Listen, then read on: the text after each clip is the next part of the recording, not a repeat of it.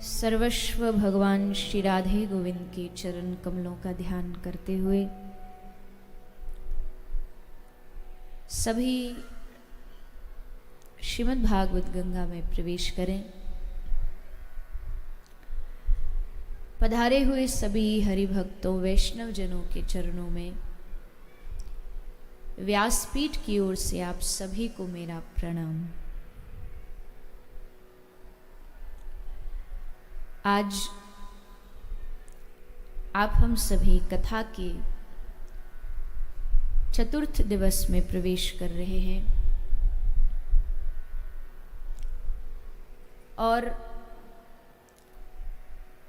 कथा के साथ साथ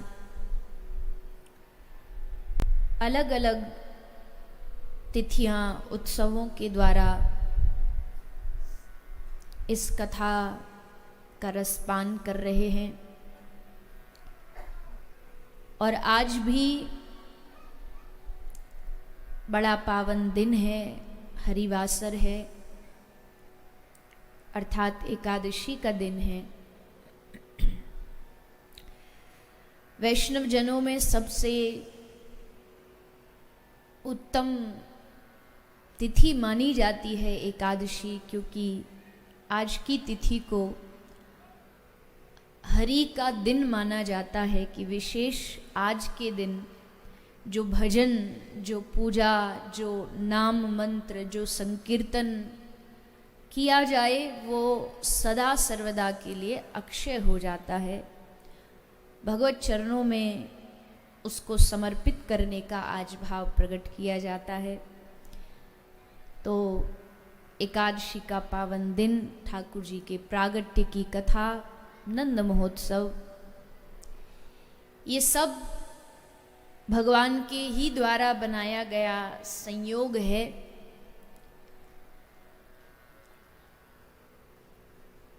देखो, एकादशी का भाव केवल इतना ही नहीं होता कि भोजन मत करो, अन्न मत खाओ और बस एकादशी हो गई। मतलब केवल भूखा रहना व्रत नहीं होता है। और आजकल तो वो भी नहीं, भूखा रहना भी कहाँ, व्रत के दिन तो हम और दिनों से भी अधिक प्रसाद पाते हैं। ये भी पाएंगे, वो भी पाएंगे, मिठाई भी पाएंगे, सब। तो चलो, कम खाने का इसलिए विधान बताया है व्रत के दिन कि कम खाओगे तो आलस्य कम आएगा, नींद कम आएगी। और नींद कम आएगी, आलस्य नहीं आएगा, शरीर में फुर्ती रहेगी। तो उस समय को, चाहे वो रात्रि हो चाहे वो दिन हो, उस समय को भगवान की भक्ति में उपयोग करना है। इसीलिए कम खाने का विधान है। तो एकादशी तो सब तिथियों की शिरोमणि है।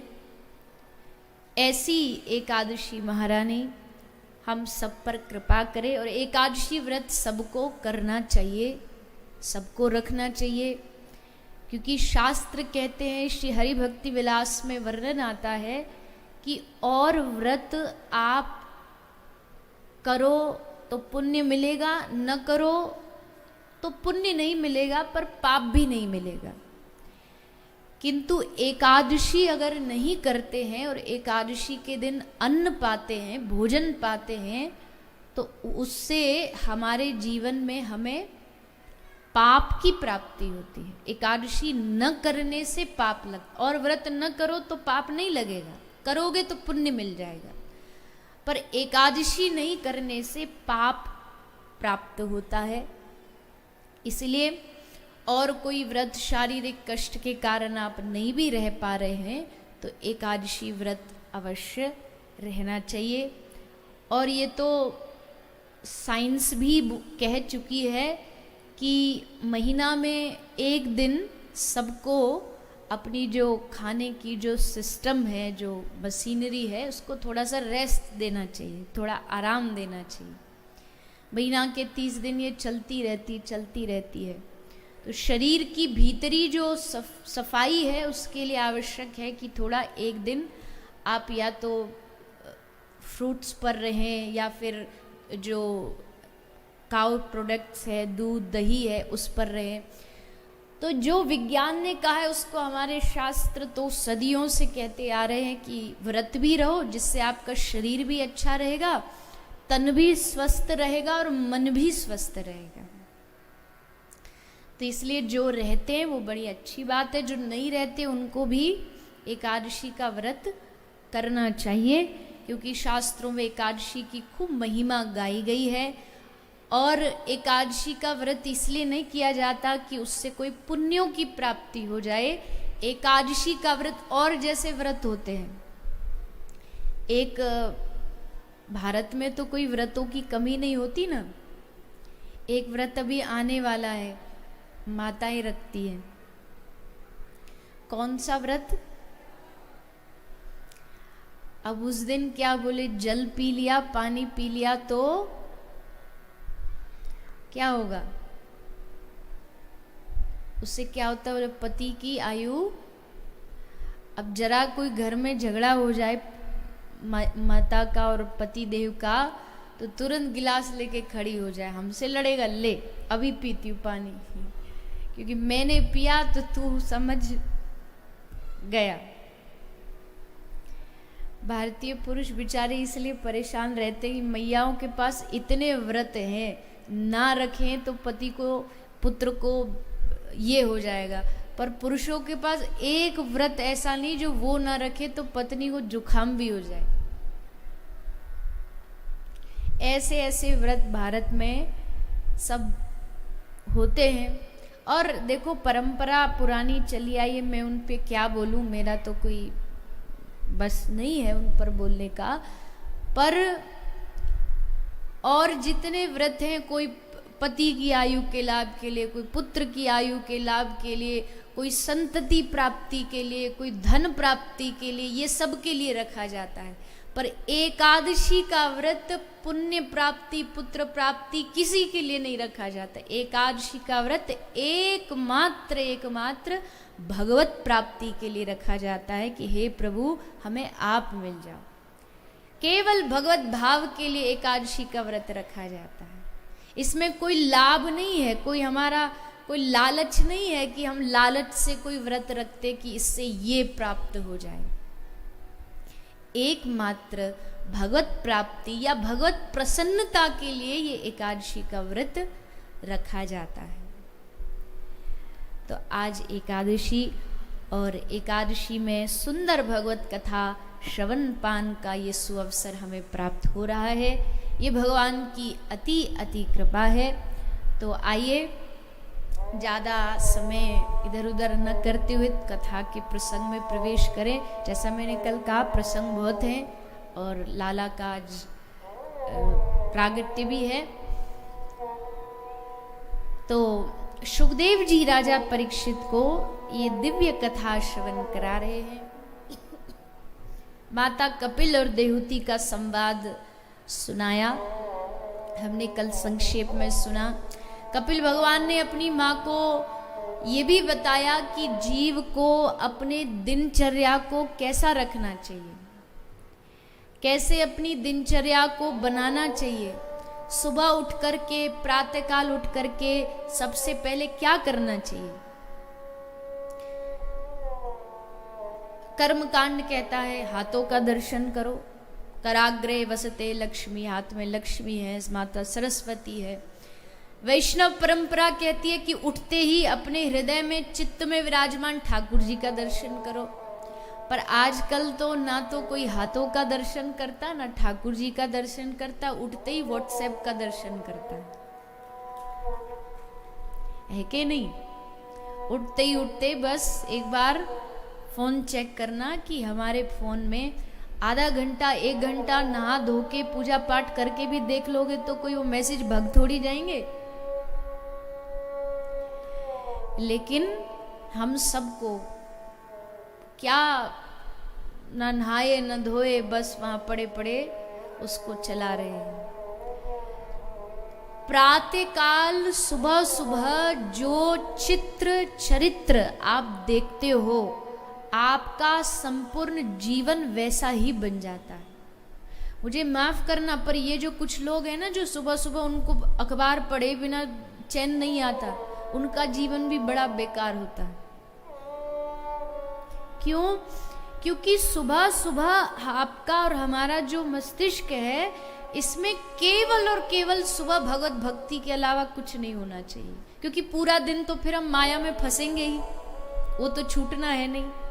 तो कम से कम जो सुबह का समय है, इसमें दुनिया भर का कचरा, वहाँ एक्सीडेंट हो गया, वहाँ बलात्कार हो गया, वहाँ ऐसा हुआ, खबरों में क्या आता है बताइए? कोई अच्छी चीज आई कभी? कोई वर्षों में एक आध आई तो अलग बात है, नहीं तो सारा अखबार, सारी न्यूज चैनल सब आपत्ति और विपत्तियों से ही भरे रहते। सुबह सुबह उसी को हम अपने दिमाग में स्टोर कर लेते हो, फिर पूरा दिन हमारा उसी वाइब्रेशन में, उसी वातावरण में बीत जाता है। इसलिए सुबह उठ करके कोई भी ऐसा कार्य मत करिए। सुबह सबसे पहले उठिए और सबसे पहले ठाकुर जी का ध्यान करिए, हाथ जोड़ के उनसे कहिए, हे प्रभु ऐसी कृपा करना कि अब तक के तो सब दिन जा ही रहे बेकार में, पर आज का दिन व्यर्थ ना जाए। आज का दिन मैं इतना भजन करूं, इतना भजन करूं कि आप मुझ पर रीझ जाओ, ऐसी कृपा करो। ये भाव रख के दिन की शुरुआत करो। अब पहले तो था प्रभाते कर दर्शनम, आजकल कर दर्शनम नहीं, या तो फोन दर्शनम होगा या फिर प्रभाते कप दर्शनम। प्रभाते क्या चाहिए? कप चाहिए। किसका कप चाहिए? चाय का। और आपके बंगाल में तो चाय पीते भी नहीं, चाय खाओ तो वो समझ ही नहीं आता कि स्त्रीलिंग है कि वो पुल्लिंग है। जल जल खावो, सब खावो ही खावो, तो वे पियो क्या? तो उठते ही उठते चाय खाओ, सुबह उठते उठते चाय का एक कप चाहिए। बोले क्या नहीं मिलता तो हमारे सर में दर्द हो जाता है, हमारा दिन नहीं चलता। अरे तो पहली चीज तो देखिए, पहली चीज तो ऐसी है, चाय लेना कोई बहुत बुरी बात नहीं है। मैं खुद भी लेती हूँ, तो मैं कैसे आपको कह दूं कि नहीं चाय पीना, लेकिन चाय की आदत होना कि नहीं मिलेगी तो हम एकदम पागल हो जाएंगे, ये जो नशा है, ये नशा बुरा है कि मिलना ही चाहिए, नहीं तो फिर हमारा शरीर काम नहीं करता, हमारा दिमाग काम नहीं करता। राम जन्म में दूध बहुत था, कृष्ण जन्म में घी, और कलयुग की है चाय प्यारी, फूक फूक कर पी। कहीं घर जाओ, कहीं भी जाओ, सब जगह विदेशी अंग्रेज ऐसा सिखा गए कि चाय कॉफी, चाय कॉफी। घर में भी कोई आए तो चाय लेंगे, कॉफी लेंगे। और अगर ले भी रहे हो तो थोड़ा इंतजार करो, स्नान करो, शरीर शुद्ध करो, मन शुद्ध करो, ठाकुर जी की पूजा कर लो, उसके बाद जो आपको नाश्ता, चाय, जूस जो खाना है आप खाओ। लेकिन आरंभ हो आपका सुबह प्रातःकाल भगवत पूजा से। सुबह उठिए, उठते ही पहला काम स्नान होना चाहिए, बाकी सब काम बाद में। पहले स्नान करिए। स्नान के बाद अपने घर में, सबके घर में ठाकुर जी की एक सुंदर सी विग्रह होनी चाहिए, मूर्ति होनी चाहिए। अगर आप राम जी से प्रेम करते हो तो राम दरबार रखो, आप भगवान भोलेनाथ को भजते हो तो शिवलिंग रखो, आप राधा माधव से प्रेम करते हो तो युगल सरकार रखो, पर मूर्ति घर में अवश्य होनी चाहिए, क्योंकि मूर्ति होगी तभी आपका उस मूर्ति से प्रेम जगेगा। प्रेम जगाने के लिए एक आकार का होना जरूरी है। अब मैं आपसे कहूं कोई फलाना फलाना कोई बिंदु, कोई निराकार है, करो उससे प्रेम, तो कहां से प्रेम करोगे उससे? प्रेम करने के लिए तो 2 आंख वाला, 2 कान वाला, 2 हाथ वाला एक आकार चाहिए, जिस आकार से आप अपना मन लगा सको। तो घर में मूर्ति रखिए, और फिर मूर्ति रखने से भी काम नहीं चलेगा। कई लोग हैं देखें, घर में मूर्ति तो रखते हैं पर उनको महीना महीना भर हो जाता, ठाकुर जी के वस्त्र नहीं बदले जाते। खुद एकदम चकाचक रहेंगे, खुद के फैशन में कोई कमी नहीं आएगी।